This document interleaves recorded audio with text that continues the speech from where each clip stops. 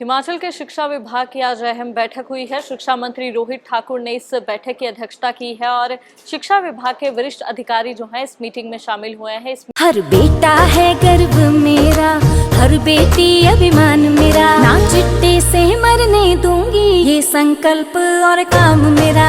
चलो कदम बढ़ाएं, चिट्टा मिटाएं, हिमाचल को नशा मुक्त बनाएं। मीटिंग में कई अहम मुद्दों पर जो है चर्चा की गई है। आपको बता दें कि बैठक में शिक्षकों के युक्तिकरण यानी टीचर्स के संतुलित वितरण के मुद्दे पर विस्तार से चर्चा की गई है। इसके साथ ही स्कूलों में प्रवक्ताओं द्वारा 6ठी से 12वीं कक्षा तक पढ़ाने के मामलों में भी समीक्षा जो है वो की गई है।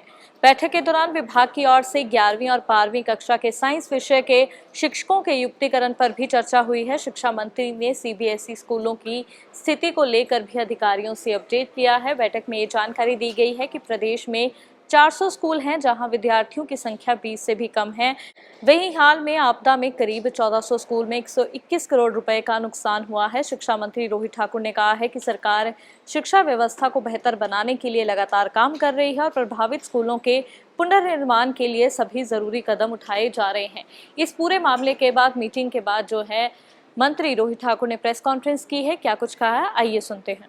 जानते कि हमारा विभाग सबसे बड़ा विभाग है और प्रॉपर सारी जो हमारे इसमें तो पॉलिसीज़ है, प्रोग्राम्स है और जो हमारी सरकार का जो मुख्य एजेंडा क्वालिटी एजुकेशन है उससे संबंधित जो हमने निर्णय लिए उसके मॉनिटरिंग के लिए हमने, मैं समझता हूँ, इस वर्ष के प्रारंभ में निर्णय लिया था कि हम अपनी मंथली बैठक करेंगे, मासिक बैठक करेंगे और उसी संदर्भ में आज की बैठक थी।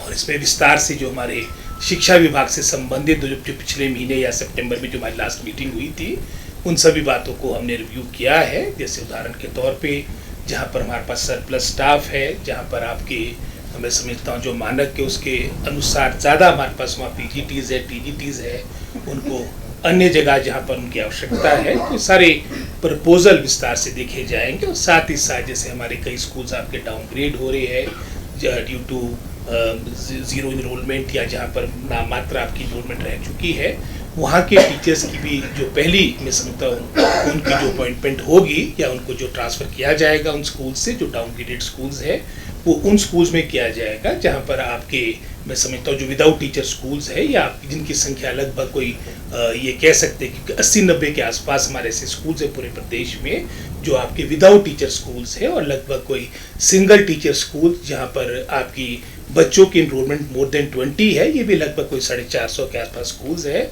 तो हमारी पहली प्राथमिकता रहेगी कि इन स्कूलों से जो आपके डाउनग्रेड हुए हैं उन ऐसे स्कूलों में भेजा जहाँ पर उनकी आवश्यकता ज़्यादा है। इसके अलावा भी एज अ होल जो मानसून के दौरान भारी वर्षा के दौरान जो नुकसान हमारे शिक्षा विभाग का हुआ है इसके बारे में भी डिटेल से चर्चा हुई कि किस तरह से आने वाले समय में इसका वित्त पोषण होना है। इसके लिए हमने चाहे STRF के माध्यम से एक हमारा वर्ल्ड बैंक का प्रोजेक्ट भी रेडी प्रोजेक्ट आ रहा है, उसमें भी हमारे बहुत से प्रस्ताव जाएंगे।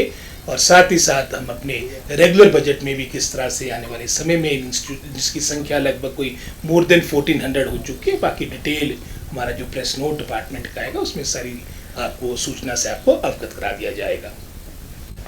तो मैं समझता हूँ कि सैलरी का तो काफ़ी कंपोनेंट तो उसका क्लियर हो चुका था, लेकिन आने वाले समय में जिस तरह से आपने कहा है कि उसकी फंडिंग बढ़ाने की जो आपने बात की है, तो जब प्रस्ताव हमारे पास आएगा तो निश्चित रूप में इस पर विचार किया जाएगा।